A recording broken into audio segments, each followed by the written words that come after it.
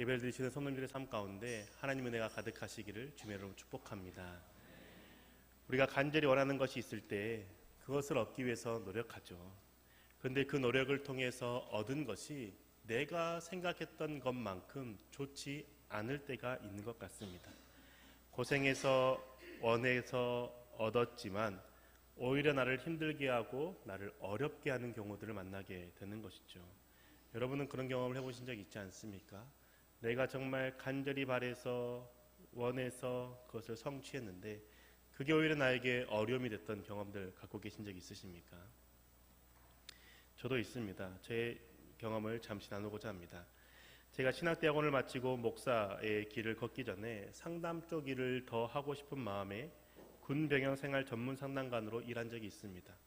군병영생활 전문 상담관은 2008년도부터 육해공군 전군에 도입되었고 급여도 나쁘지 않았고 10년을 근무하면 공무직으로 전환되어서 정년까지 일할 수 있는 직업이었습니다. 저는 2009년도에 가톨릭대학교 상담심리대학원을 졸업했고 그래서 자격이 있었죠. 그리고 2011년도에는 신학대학원을 졸업했습니다. 그러면서 목사 안수를 받기 전에 상담 쪽 일을 더 하고 싶었고 그리고 그 상담 일을 통해서 상담심리사 자격증을 취득하고 싶었던 마음이 있었습니다. 그래서 군병영생활 전문 상담관을 지원했고 됐습니다. 목포 쪽에서 해군 사령부에서 근무하게 되면서 집에서 제 고향 목포에서 왔다 갔다 하면서 일할 수 있게 되었죠. 너무 처음엔 좋았습니다. 물론 내 개인 사무실도 있었고 생긴 지 얼마 되지 않은 직책이었기 때문에 일도 많지 않았습니다. 그런데 내가 원했던 상담은 거의 하지 못하고 혼자 고립된 것처럼 느껴지게 되었습니다. 나에게 와서 인사해주는 이도 없고 민간인복을 입고 있으면서 군대를 내외하고 있는 저 사람이 누구인지 의심스러워 보는 사람들만 있었던 것이죠.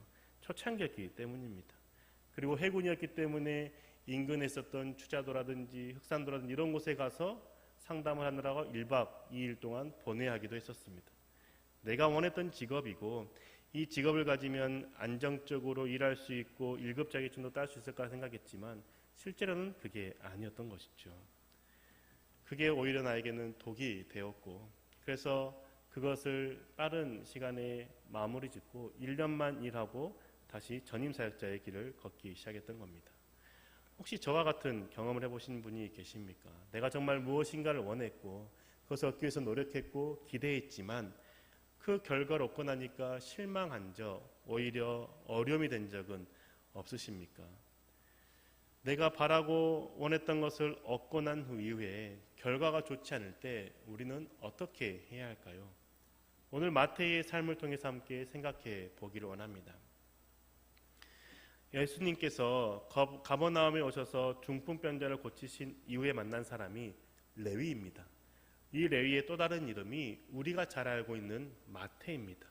마태복음의 저자이죠. 이 마태의 직업은 세리입니다. 세리는 세금을 걷는 직업인데 아무나 가질 수 있는 직업이 아닙니다. 세리가 되기 위해서는 고위관리직과 연이 닿아 있어야 쉽게 될 수 있었고 그 직책을 얻을 수 있었습니다. 왜냐하면 로마는 정복한 나라들의 세금을 직접 걷지 않았기 때문입니다. 그 민족의 사람들로 세금을 걷도록 했던 것이죠. 세금을 거둘 수 있는 권한을 판매한 겁니다.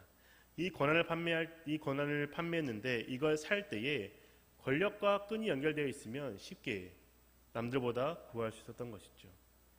그 당시 레위 지파였던 사람들, 대제사장들과 제사장들이 사두개인으로 모여 있었던 그룹이 있었습니다. 사두개인들은 성전에서 예배 드릴 수 있고 성전세를 거둘 수 있는 권한이 확보가 된다면 로마의 식민지로 사는 것 그렇게 어려워하지 않았습니다. 로마의 정부에 협조하면서 이 예배를 드리고 성전세를 거두면 괜찮다라고 얘기했던 것이죠. 로마를 위해서 일을 하면서 그 황제가 신이라고 말하고 있는 이 로마 땅에서 하나님을 예배할 수 있는 공간과 세금을 거둘 수 있는 것 좋다라고 얘기했던 겁니다. 그래서 이 사두개인들은 로마 정권과 결탁되어 있었고 자신들의 권한, 대제사장직도 로마로부터 부여받는, 임무받는 일들을 수락했던 것이죠. 근데 레위 자손인 마태가 사두개인의 자리에 있는 지인에게 연락해서 세금을 거둘 수 있는 권한을 부여받은 거라고 생각합니다. 오늘 읽은 본문에 등장하는 인물 레위가 바로 마태이기 때문이죠. 마태복음 9장 9절의 말씀을 통해서 알 수 있습니다. 예수께서 그곳을 떠나 지나가시다가 마태라는 사람이 세간에 앉아 있는 것을 보시고 이르시되 나를 따르라 하시니 일어나 따르니라. 오늘 마가복음과 같은 내용이 기록되어 있는 마태복음에서 마가복음에서는 레위라고 했던 그 이름을 마태복음에서는 마태라고 기록했습니다. 마태는 헬라식 이름이고 레위는 히브리식 이름이라는 것이죠. 마태가 누구입니까? 예수님을 따르고 예수님의 제자가 되었으며 복음서를 기록한 저자입니다. 그런 마태가 자신의 직업이 세리였다라는 것을 밝히는 것이죠. 유대인들에게 죄인 취급받는 그 직책, 그것을 자신이 기록하면서 밝혀 놓은 겁니다. 왜냐하면 자신처럼 부끄럽고 죄 많은 사람 또한 예수님께서 찾아와 주시고 용서해 주시고 제자 삼아 주시는 그 크신 예수님의 사랑을 알리고자 했던 마음인 것이죠. 그런데 오늘 말씀을 준비하면서 제 안에 의문이 하나 생겼습니다. 레위는 성전에서 하나님을 가까이 섬기는 자인데 왜 세리가 되고자 했을까? 이 의문이 생긴 것이죠. 하나님을 섬기고 백성들이 하나님을 만날 수 있도록 돕는 자리에 있는 이 마태가 왜 백성들에게 비난받는 세리라는 직종으로 바꿨을까 생각해 봤습니다. 저는 아마도 마태가 풍족한 삶을 누리고 싶은 마음이 있었기 때문이 아닐까 생각해 봅니다. 레위 지파라고 해서 다 존중받는 일을 하는 것 아니었습니다. 레위 지파에 속한 사람들 중에서도 성전에서 허드렛 일을 하는 사람들도 많았습니다. 그 제사장이 예배를 드리고 나면 나오는 그 오물들, 그것을 청소하는 일을 맡은 자들도 있는 것이고 제사장들의 시중을 들면서 종처럼 일하는 경우들도 있었습니다. 레위 자손이라고 해서 모두 다 제사장이 되고 모두가 대제사장이 되는 것이 아니기 때문인 것이죠. 만약에 마태가 이렇게 허드렛 일을 담당하고 있고 남들이 보기에 종처럼 살아가고 있는 그 자신의 직종에 대해서 마음이 어렵게 느껴졌다면 어땠을까요? 남들이 알아주지도 않고 박봉인이 차라리 세리가 되어 돈을 많이 벌고 부자가 되어서 하나님께 복받는 자, 하나님께 사랑받는 자라는 것을 증명하고 싶은 마음이 생긴 것이 아닐까요? 만약에 마태가 그 허드렛 일을 하면서도 내가 하나님을 섬기는 자리에 있고 하나님을 예배를 돕는 자리에 있는 것에 대해서 귀하게 여겼다라면 세리라는 직종을 선택하지 않았을 거라고 생각합니다. 물론 이건 성경에 근거가 없습니다. 저의 추측입니다. 마태가 왜 세리가 되었을까를 생각해 봤을 때 이런 게 아닐까라고 생각해 보는 것이죠.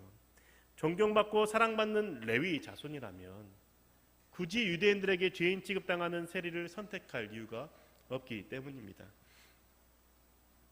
아마도 마태는 세리라는 직업을 가지면서 한 가지 다짐했겠죠. 나는 저렇게 비난받는 세리가 되지 않을 거야. 로마 정부에서 원하는 그 세금을 내고 거기에 맞아서 적당한 금액만 내가 거두고 그리고 나는 유대인들에게 잘 대해줄 거야. 그래서 나는 하나님의 사랑을 받는 자일 뿐만 아니라 유대인을 위해서 일하는 세리가 될 거야 라고 생각했을 겁니다. 그래서 그 직종을 갖게 되었을 때 기뻐했죠. 그리고 사람들에게 친절하게 다가갑니다. 하지만 사람들은 그런 마태를 무시합니다. 오히려 마태의 호의를 왜곡해서 받아들입니다. 세금을 더 내기 위해서, 세금을 더 걷게 하기 위해서 친절하게 대한다라고 생각하는 것이죠. 마태는 자신이 아무리 선하게 노력하고 좋은 마음으로 다가가도 미움받는 것을 경험하게 되는 겁니다. 돈을 많이 벌게 되면 기쁘고 사람들에게 베풀면서 살아가면 잘 사는 것이라 생각했지만 그 마태를 바라보는 사람들의 눈이 증오와 멸시가 가득했던 것을 보고 절망하는 것이죠. 돈을 버는 것이 기쁘지 않게 되는 겁니다. 유대인들의 비난에 가슴은 점점 더 멍들어져 가는 것이죠. 처음에는 내가 저런 마태는 처음에는 저런 세리들과 같은 세리가 되지 않겠다라고 생각했지만 그 현실에 들어가 보니 저렇게 될 수밖에 없는 본인의 모습에 슬퍼하고 있는 것이죠. 그리고 결국 세리들과 함께 이야기를 나누고 그들과 대화를 합니다. 그런데 그들과 대화를 해도 그들은 유대인을 비난하기 바쁩니다. 자신들이 있으니까 유대인들이 성전에서 예배드릴 수 있는 것이지 라고 생각하면서 그 유대인들이 자신들의 그 노력, 호의를 몰라준다라고 비판하고 비난하는 것이죠. 마태는 그 자리에 있는 것도 불편해지는 겁니다. 어느 곳에 마음을 두지 못하고 있는 그 상태에서 예수님이 마태 앞에 서시고 만나 주신 것이죠. 혹시 저와 여러분 중에서 마태와 같은 상황에 놓이신 분이 계십니까? 자신이 원하는 것을 손에 얻었지만 다른 소중한 것들을 잃어버린 적이 있으십니까? 원하는 직장을 얻었지만 높은 업무 강도와 주변 사람들의 시기와 질투로 기쁨을 잃어버리시진 않았습니까? 내가 정말 원했던 집에 들어갔지만 이웃과의 관계 때문에 층간소음 때문에 어려움을 겪고 계시진 않습니까? 그토록 바라던 화기를 취득했고 소망했던 직급으로 승진했지만 더 소중한 무엇인가를 잃어버리지 않았습니까? 가족들과의 관계를 깨어져 버리진 않았습니까? 우리가 생각해야 하는 것이 있다면 내가 소망하고 바랬던 것이 정말 내가 원하는 것이 맞는가? 하나님이 내게 주기를 바랬던 것이 맞는가? 그것을 생각해 봐야 한다는 겁니다. 많은 경우에 내가 원하고 바라는 것이라고 생각했지만 다른 사람들이 좋아 보이는 것을 선택하는 경우들이 많기 때문입니다. 높은 직급에 올라가면 사회적으로 성공한 사람으로 인식되고 좋아 보이기 때문에 높은 직급을 소망하는 것이죠. 그 직급에 올라가서 이 회사에서 내가 무엇을 할지, 내가 예수 그리스도를 믿는 자로서 이 세사 가운데 그 예수 그리스도의 그 빛을 비추는 문화를 어떻게 만들어야 될지에 대해서는 고민하지 않습니다. 그냥 높은 직분이 좋으니까, 급여가 많으니까, 사람들에게 존중받고 인정받으니까 그 직급에 올라가고 싶다라고 생각하면서 그 직급에 올라가서 마음이 어려워지신 분들이 계시진 않습니까? 우리는 여전히 내가 정말 무엇을 원하는지, 하나님께서 나를 통해서 하시고 싶은 것이 무엇인지를 생각하지 않고 살아갈 때가 있습니다. 특히 우리 자녀들의 세대가 더 그러지 않습니까? 온라인을 통해서 보여지는 것이 전부인 것처럼 여겨지기 때문입니다.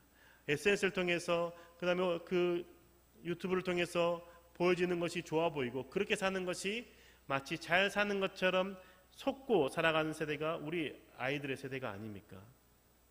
근데 마태도 그랬다고 생각합니다. 돈을 많이 벌고 부자가 되면 하나님께 사랑받는 자로 보여지는 그 문화 가운데 살았던 마태입니다. 유대인들은 말씀에 순종하고 하나님께 복받으면 부자가 되고 말씀에 불순종하고 하나님께 저주받으면 가난하고 병든다라고 생각하며 살았던 이들입니다. 그래서 마태도 자신이 부자가 되면 하나님께 사랑받는 자로 인정받고 그리고 또한 그 사람들에게 자신 좀 나누면 될 거라고 생각했던 것이죠.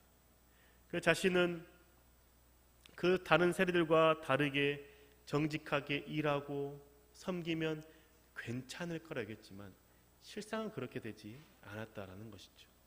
너무 힘들어진 겁니다. 죄인 취급을 받게 되는 것이죠. 그리고 주변 사람들은 네가 선택한 거야 라고 말하는 그 말도 듣기가 너무 불편했던 겁니다. 마태가 세리 직업에 대한 선택을 후회하고 어려워하는 마음이 있을 때 성전으로 돌아가지도 못했습니다. 어떻게 해야 될지 고민하고 있을 때 예수님께서 어떻게 역사하시는지에 대해서 소문을 듣게 되는 것이죠. 마태는 지금 가버나움의 성문에 앉아서 통행세를 걷고 있기 때문에 가버나움에서 일어난 일들에 대해서 빠르게 듣게 됩니다. 베드로와 안드레와 야고보와 요한이 예수라는 사람을 따라갔다라는 소문을 듣게 되는 것이죠. 그리고 얼마 지나지 않아서 베드로의 장모가 고침을 받았다라는 이야기, 그리고 그날 저녁에 마을에 있는 대부분의 병자들이 예수님께 나아가 고침을 받았다라는 이야기를 또한 듣게 됩니다. 이러한 소식을 들었을 때 마태는 예수라는 사람이 병 고치는 능력이 있는 분이라고 생각했을 겁니다. 그런데 방금 전에, 불과 얼마 전에 중풍병자에게 내 죄가 사함을 받았다라고 선언하셨고 그리고 나음을 입었다라고 선언하자 고쳐진 사건에 대해서 또한 듣게 되는 것이죠. 이 소문을 들었을 때 마태의 마음속에 변화가 생긴 겁니다. 예수님을 만나보고 싶은 마음이 생긴 것이죠. 지금 내가 죄인 취급받고 있고 사람들에게 외면당하고 있는 이 상황 가운데 예수님을 만나면 회복할 수 있지 않을까, 그 마음이 생긴 겁니다. 자신이 지금 죄인 취급을 당하고 있는데 예수님이 나의 죄를 사해 주시면 괜찮아지고 일상을 잘 살아갈 수 있지 않을까, 그런 소망이 생긴 것이죠. 그런 마음을 갖고 있는데 어느 순간 예수님이 자신 앞에 서 계신 겁니다. 너무 놀라는 거죠. 자신의 놀란 마음을 증정시키기도 전에 예수님께서 말씀하시죠. 나를 따르라. 그 말을 듣는 마태는 주저함이 없었습니다. 어떤 망설임도 없었고 그 자리에서 바로 일어나서 예수님과 함께 따라갑니다.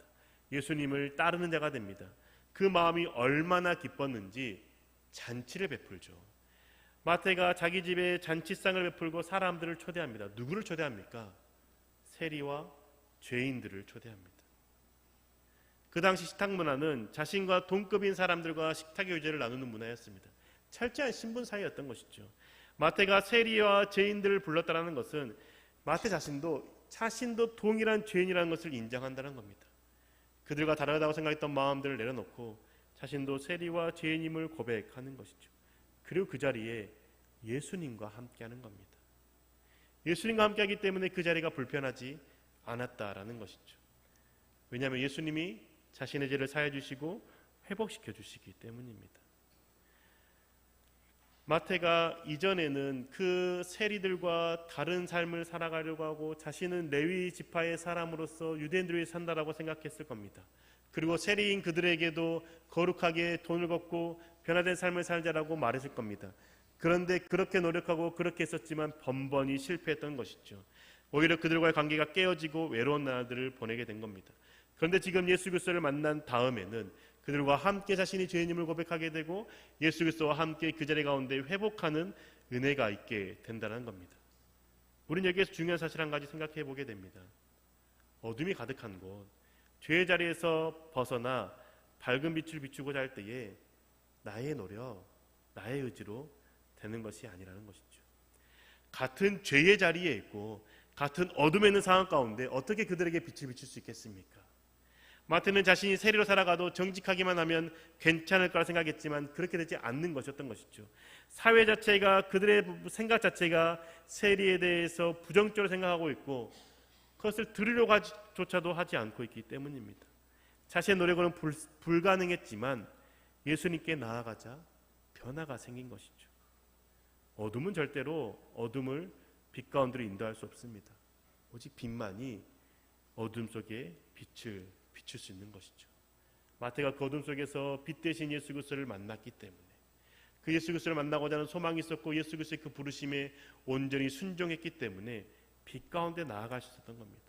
그리고 그 빛 가운데 자신과 같이 있었던 어둠 속에 있었던 자들을 부르고 빛 가운데 나아가 예수를 전하게 된 것이죠. 지금 내가 원하던 것을 얻었지만 마태처럼 절망 가운데 혹은 어떻게 될지 모르는 상황 가운데 놓인 분이 계십니까? 그때에 하나님께 나아가야 된다고 생각합니다. 마태가 예수를 바라보고 싶은 마음, 예수를 만나보고 싶은 마음을 예수께서 하시고 마태를 찾아와 주시지 않았습니까? 자신의 연약함, 내가 죄인이고 내가 더 이상 어떻게 할 수 없는 상태라는 사실을 고백하고 예수님께 자신의 연약함을 내어놓을 때에 예수님께서 찾아와 만나 주신다는 것이죠. 그리고 새롭게 해주신다는 겁니다. 그런데 이 새롭게 해주시는 것을 모르는 이들이 있습니다. 오늘 본문에서도 바리새인들이 그러지 않았습니까?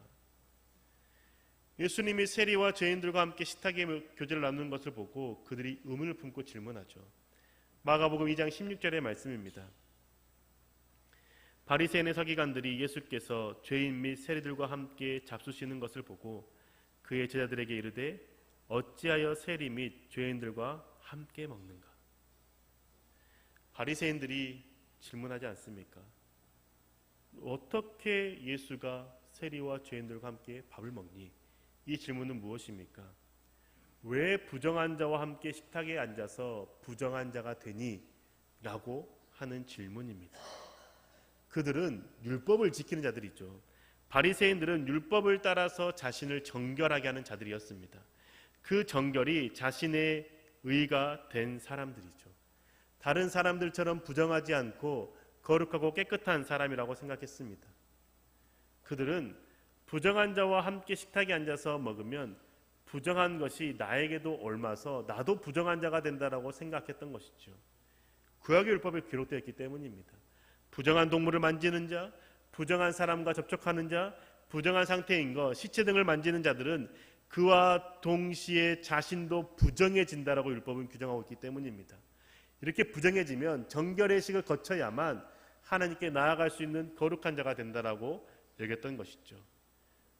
그래서 지금 바리새인은 예수님과 예수님의 제자들에게 너희가 지금 왜 부정한 자들과 함께해서 부정한 자가 되니? 라고 질문한다는 겁니다. 그런데 이러한 얘기를 하는 것 예수님께서 들으시죠. 그리고 무엇이라고 말씀하십니까? 마가복음 2장 17절의 말씀입니다.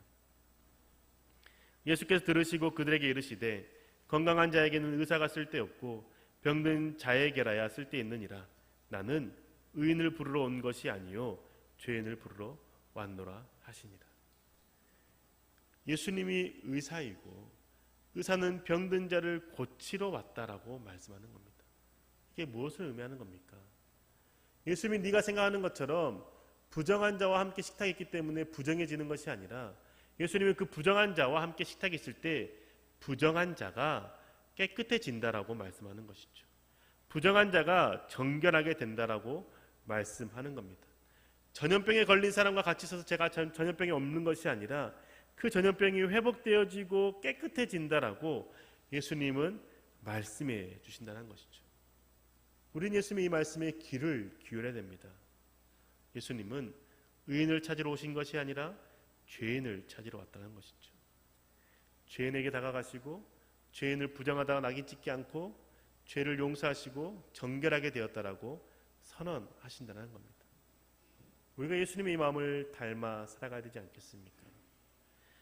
때로는 우리 주변에 부정한 이야기를 하고 부정적인 시각으로 안 좋은 영향을 미치는 사람들이 있습니다. 그런 사람들을 향해서 흔히 피하라고 말하죠. 세상의 이치는 그들과 가까이 하지 말라라고 가르칩니다. 그런데 예수님은 그렇게 가르치지 않습니다. 그들이 부정한 대로 살아가는 것 두지 말고 그들이 회복될 수 있도록 도우라라고 말씀하시죠.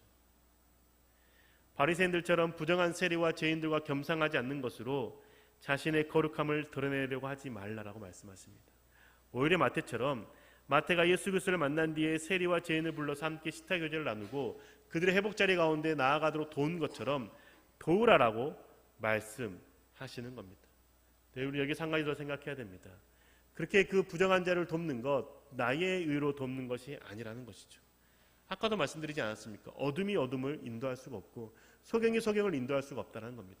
어떻게 도울 수 있습니까? 내가 예수 그리스도와 함께 있을 때만 가능하다는 것이죠. 내가 예수와 함께 있을 때 예수를 따라가는 삶을 살아갈 때에 그들에게 선의 영향을 미칠 수 있다는 겁니다. 마태가 그랬죠.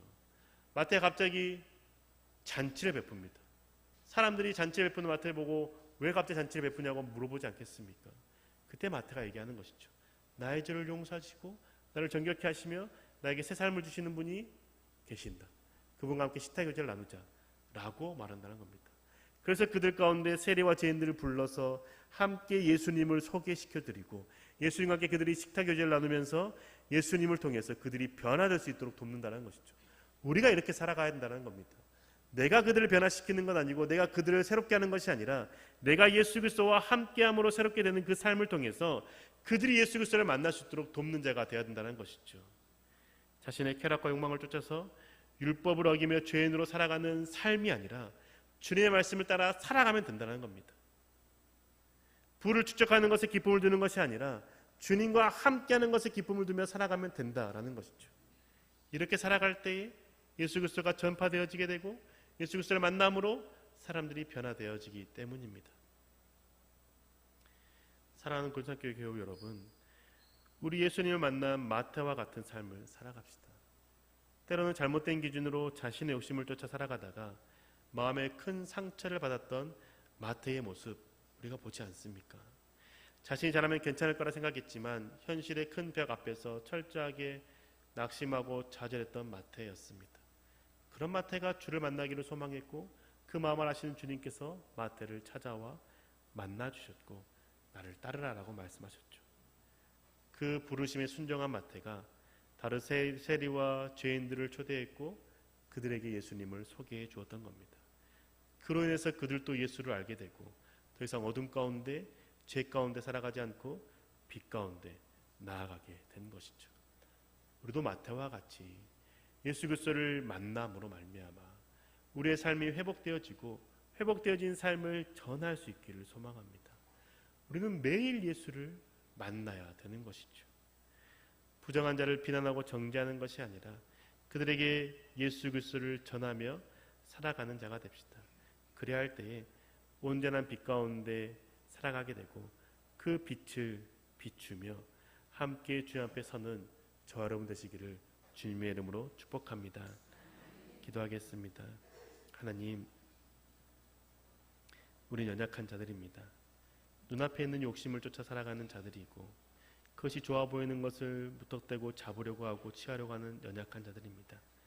우리를 불쌍히 여기사 우리를 깨닫게 해주시고 하나님의 사랑, 하나님의 빛 가운데 살아가는 저희들 되게 하여 주옵소서. 역사하신 우리 주 예수 그리스도 이름으로 기도합니다.